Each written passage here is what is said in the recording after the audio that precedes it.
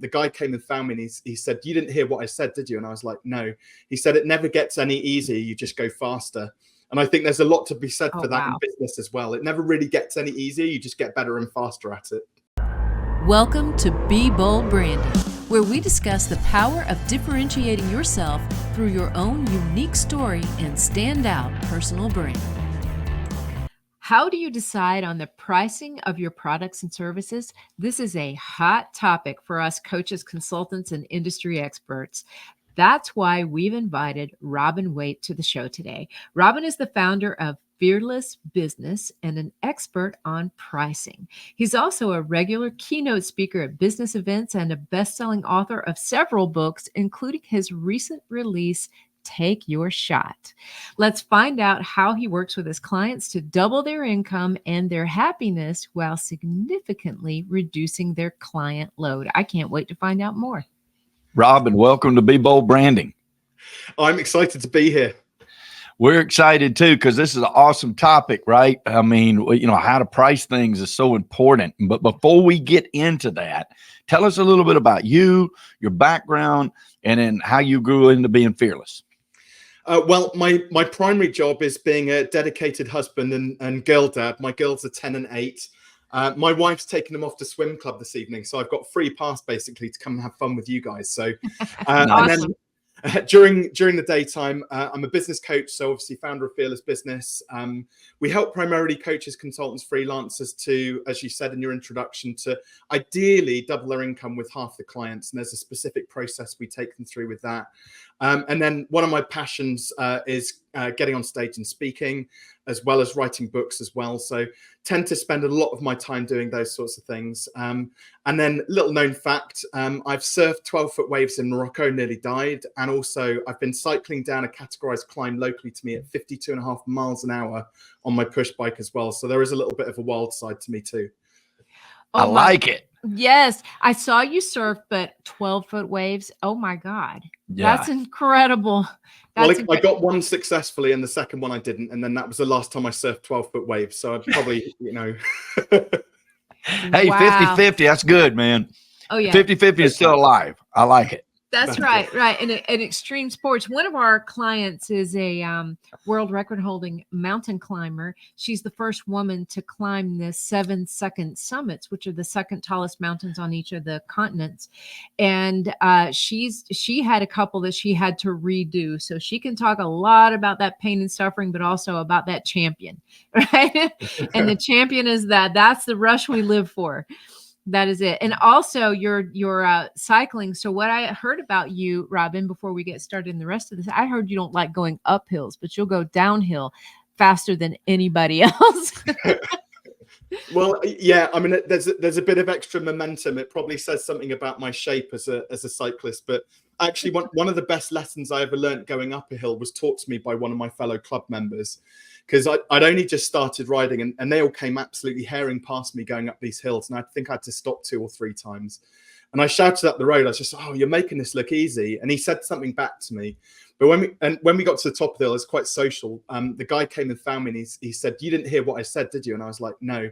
He said, "It never gets any easier. You just go faster." And I think there's a lot to be said for that in business as well. It never really gets any easier. You just get better and faster at it.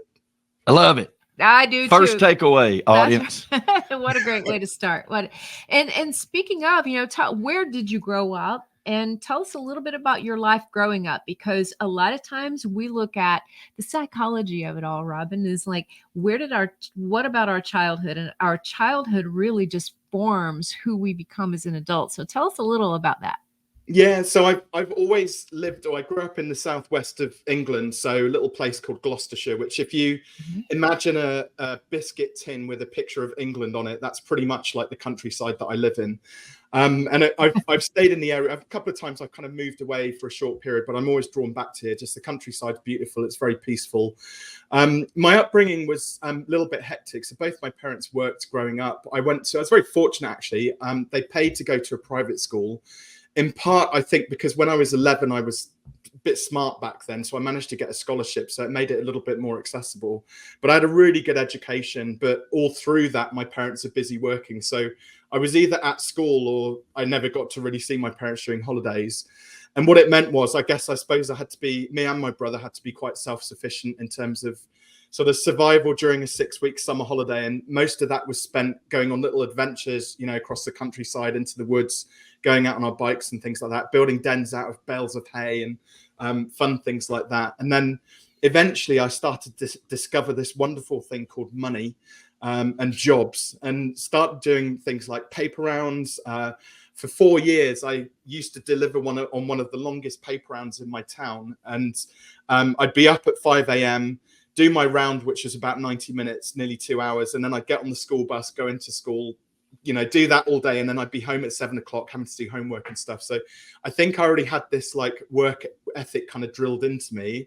However, because everything was a bit of a struggle financially, and we may even touch on this a little bit when we get into sort of pricing and money mindset and things like that. I had a very negative money story because everything was all about, you can't have those trainers because we can't afford it. And actually, we never went on a holiday abroad. I think there's only one holiday where we actually went as a family somewhere that wasn't to grandparents, which I don't begrudge, but equally, I didn't really have that sort of life experience that I think some people are really blessed with. And then, as I started to discover sort of jobs and work and things like that, everything felt like it was very hard, like hard graft. So I've had to unlearn quite a lot of that in my sort of later adult life now, and start to figure out how I'm going to educate my girls to have a little bit of a better grasp on sort of their understanding of money and what it can do for you, and things like pricing, especially if they want to go on to be entrepreneurs and set up their own businesses. Nice. Oh, yeah. Because our mindsets at that young an age, I mean, they affect so many parts of our life, but I don't think we realize it a lot of times until we get really knee deep into business, how much those mindsets affect how we conduct everyday business. Mm-hmm. And we talk a lot about that in BrandFace, because once we do the personal branding for our clients, we put them through what we call profit alignment. And profit alignment is a place where we teach them how to make sure their brand is making their business profitable, how to infuse all of that into it. And one of the ways to do that is making sure you set the pricing for your products and services correctly. And the other thing is making sure to justify that pricing, so you're never caught off guard. It's like, okay, why do you charge that? Boom, boom, boom.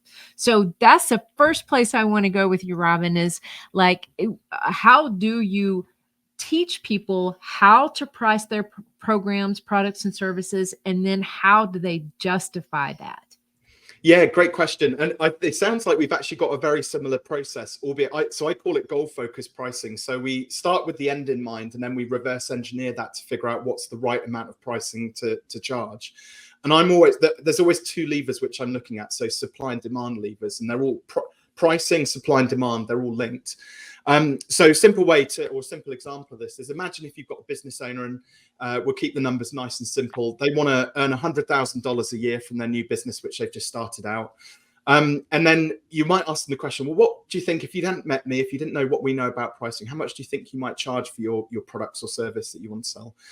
And they might say, well, I want to sell them for about $1,000. Okay, great. So if we take the big number and divide it by the little number, that means you've got to deliver 100 of those widgets over the next 12 months. And quite often when I do that very simple calculation, even with experienced business owners, their eyes normally pop out of their head or through their glasses, because they're like, well, I couldn't possibly deliver 100 of those widgets a year. That's just ridiculous. It's just little old me. So now we're into the demand, the supply side of things. What's your capacity?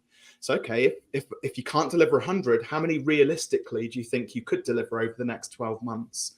And they might say, well, I think probably more realistic is maybe 20 clients that we could work with, or 20 widgets that we could sell. Okay, so we take the 100K, the big number, and now we divide it by the even slightly smaller number now. And we end up with having to, essentially charge $5,000 for something that we were originally going to charge $1,000 for.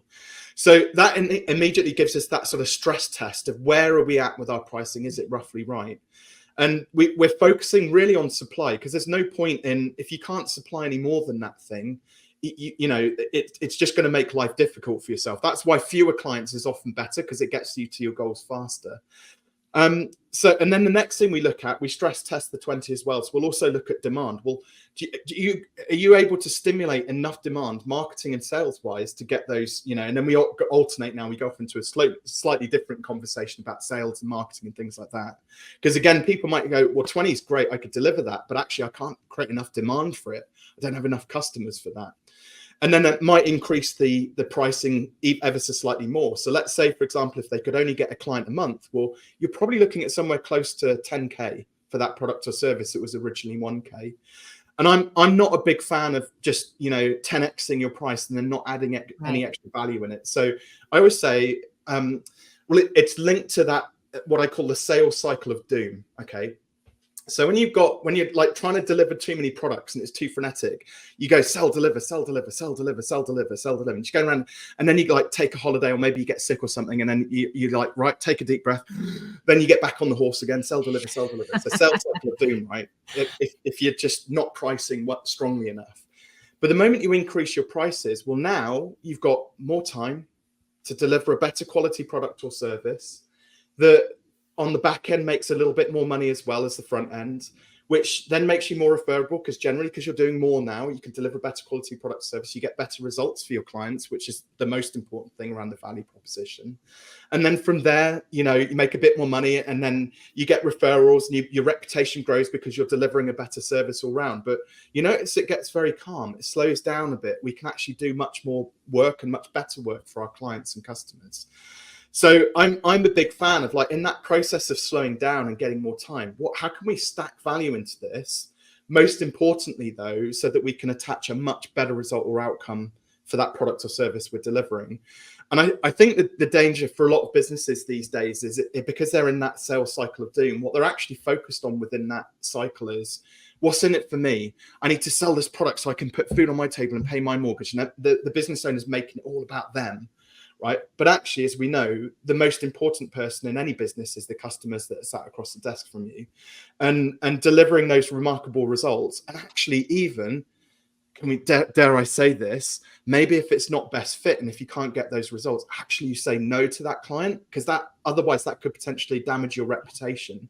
So there's so much attached with getting that price right in the first place and realizing how much value. I actually don't think, I'm going to disagree with you here as well. I don't think you should have to justify it either, because you've got that option of saying no to a prospect. You shouldn't have to justify it and say, actually, this isn't best fit, so you're walking away. I think if somebody's asking you to justify your position on this planet, all of a sudden it's more like a job interview at that point, right? And so I don't know about you, but I don't necessarily like to be interviewed. I want to make sure it's a partnership. Like what you're hearing? Hit that subscribe button and learn how you can change how you're seen and charge what you're worth. Couldn't agree more with you there. Could not agree more. I think, from our standpoint of looking at justification, I think it's in our own mind, making sure that we can deliver what that client is expecting for that amount of money. Mm-hmm. We do get the question once in a while of justification, but I think if you put that brand out there, right? That brand, if it presents you in such a way with great credibility and clarity and everything else, you won't get that question too much. There's still going to be a few here and there, but sure. I absolutely agree with you that when you're questioned like that and people are putting your feet to the fire, that is probably not the best partner for you, because if it starts out questioning, it's only going to get worse. There's a wonderful question as well, which you can push back slightly on that. So if somebody ever says, hey, so what results are we going to get? I would just fire back a question immediately and just say, well, what results are you expecting? I mean, you've obviously jumped onto this call, so let's dig into that. And then you can actually put the ball in their court. And it's a nice way also of doing that, where you're actually going through a qualification process. Mm-hmm. The sentence I always use with clients is like, keep leadership as much as you can through a sales conversation, because the moment you lose that leadership, all of a sudden the person, your prospect has the upper hand at that point. And again, it's no longer a partnership. So yeah, definitely assuming that position of leadership is massively important. I think that it really, that hinges too on what you said about the ability to say no and and like approaching it that way, right?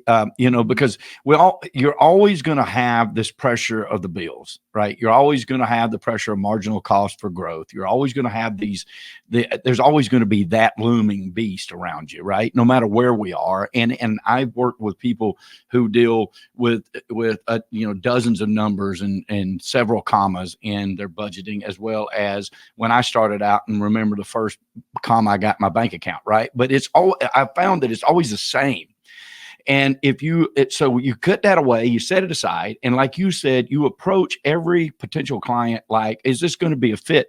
All of a sudden, the pressure's gone to whether or not they say yes or no. And then you are having that conversation, and you're not selling anymore.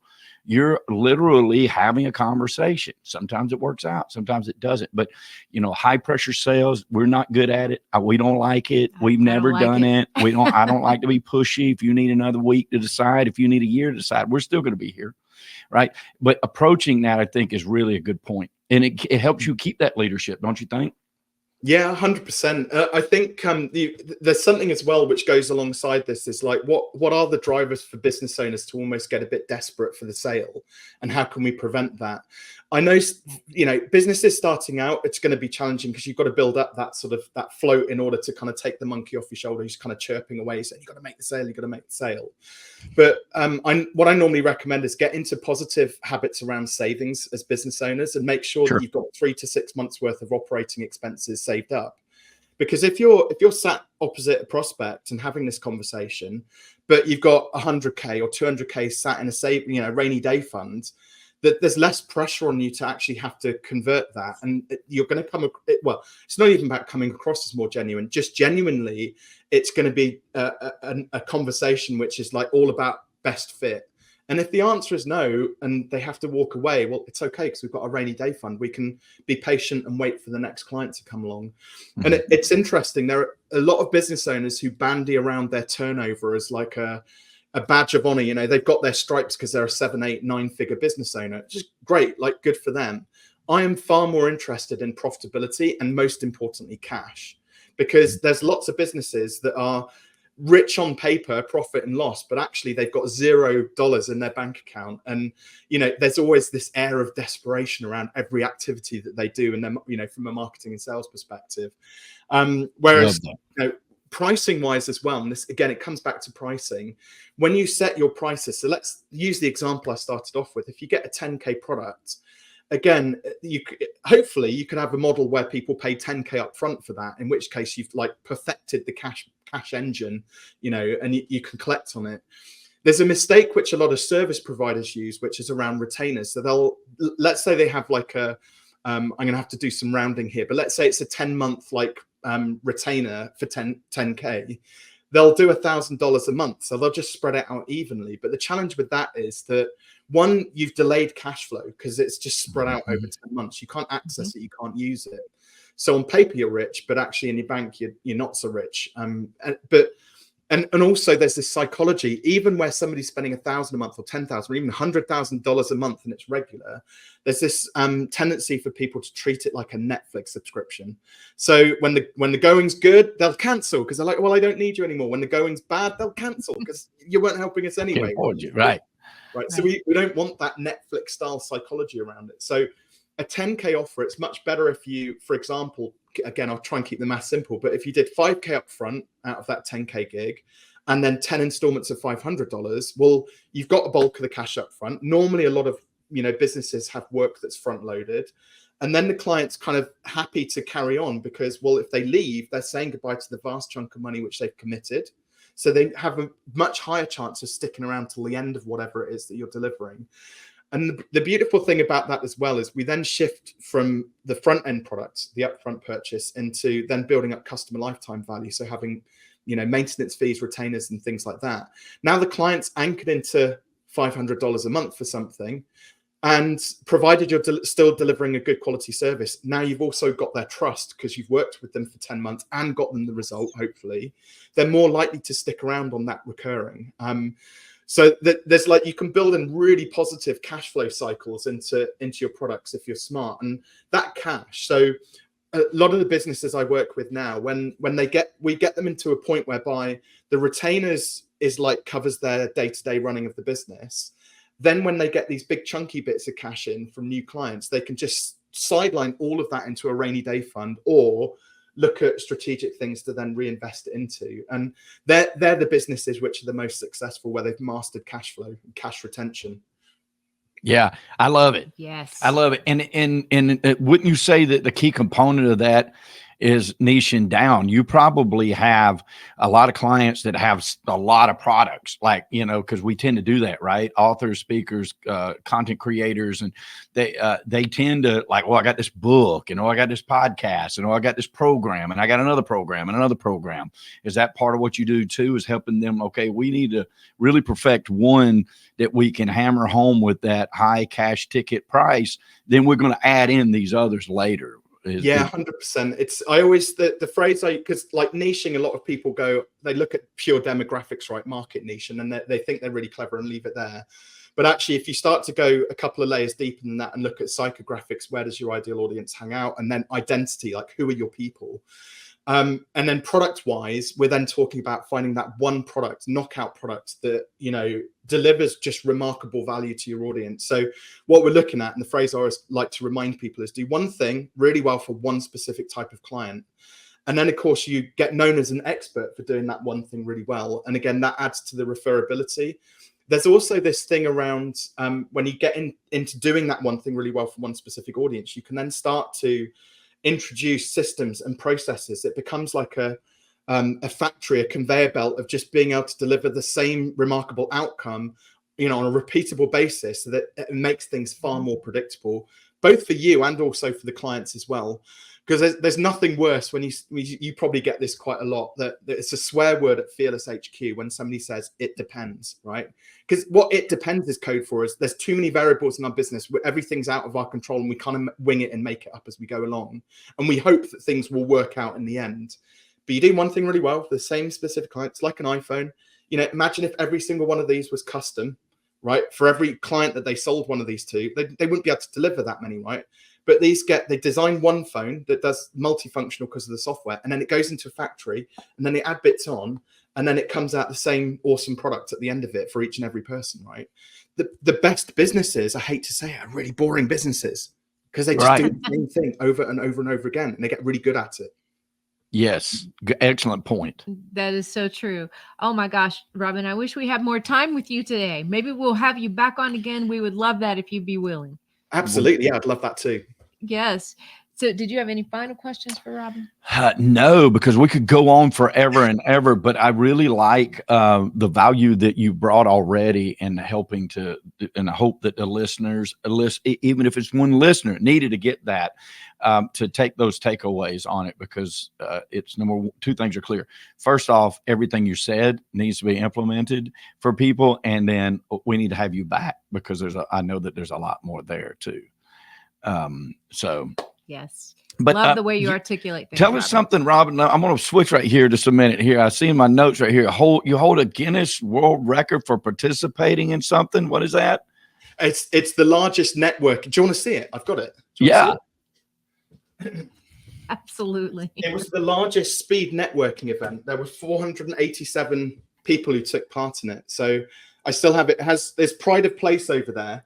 There's a couple of other things. There's obviously pictures of my family over there, my girls. There's my awards, which I've got over the years, my certifications for coaching. And then there's also, this is a shameless plug for one of my favorite books of all time. If you are interested to know more about pricing, productizing service, the book is Built to Sell by John Warrillow. Absolutely incredible author, and it's a brilliant audiobook. But yeah, that's my special shelf over there where the record sits as well. I love it. Congratulations. That is amazing. Yeah, and I think it says you've raised over £5,000 for local children's charity in the last 4 years. That's right. Yeah, I ran a series of networking events, so we used to leverage that essentially to raise money. And my partner also did the same. He used to run that with me, so he also did 5K for his choice of charities too. So, yeah, great fun. Business should be business for good, right? It shouldn't just be about take. It's like how can we actually give something back when we enroll clients? So local children's charities I support, and then also 4Ocean with the Surfing Connection as well. So whenever we enroll a client, we make a small donation to 4Ocean to get some plastic pulled out of the ocean. Nice. Oh, fantastic. Man, Robin, this is fantastic. We're so pleased you joined us today, and we are going to have you back. Thank you so much for your time, Robin. This has been amazing. Tell the audience how they get in touch with you, how to research you more, how to work with you. So two things. So I'm trying to grow my YouTube channel at the moment. So if they jump onto YouTube and search for Robin Waite with an E on the end of it, they should hopefully find my channel and give it a little subscribe. That'll make me happy. And then the other thing as well is I've got a free gift for all of your listeners, if I'm allowed to do a shameless plug. Absolutely. So my book, Take Your Shot, there's a story in here about one of my first coaching clients. So I've got some physical copies, which I'm going to sign and send out to people if they want one. Just go to fearless.biz/TYS for Take Your Shot, and you'll get a free one of those in the post. There is an option to contribute towards postage, but it's entirely optional. If you put your address in there, I'll still send it, whether you give something or not. Those links will be in the show notes, by the way. Absolutely. And we encourage everybody to do so. Thank you for such a generous offer, and thank you for generously giving us your time today. Oh, it's my pleasure. Thank you. Ready to change how you're seen and charge what you're worth? If you're not getting enough opportunities to meet with ideal customers, or the prospects you're meeting with just aren't ideal, it's most likely your brand that's holding you back.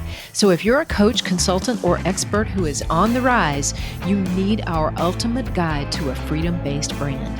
Download it free now at BrandFaceGuide.com.